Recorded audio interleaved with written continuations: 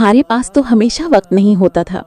दिन रात काम, दौड़ भाग, दुनिया की फिक्र, और मैं बस तुम्हारी आवाज, तुम्हारी नजर, तुम्हारे लम्स को तरस जाती थी।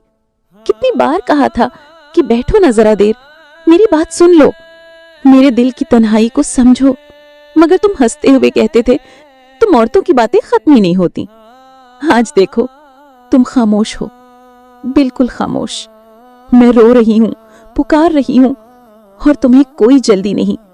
अब वक्त है तुम्हारे पास, लेकिन मेरी आवाज सुनने वाला कोई नहीं। तुम्हें पता है, ये कमरा, ये घर, ये बिस्तर सब उजड़ गया है। तुम चले गए हो, मगर मेरा दिल वहीं पर अटका है जहां तुम्हें सिर्फ वक्त देना था, थोड़ा सा प्यार देना था। और मैं सिर्फ इतना चाहती थी कि एक बार मेरे दिल की सुन लो, एक बार मेरे एहसास को समझ लो। मगर अब बहुत देर हो चुकी है, तुम सो चुके हो, और मेरी सारी बातें अब सिर्फ मेरी आंखों के आंसू बन चुकी हैं। मोहब्बत के लिए वक्त निकालना पड़ता है। जो आज आपकी जिंदगी में है, कल वो खामोश लाश बन जाएगा। बीवी हो या शौहर, दोनों को एक दूसरे की कद्र करनी चाहिए।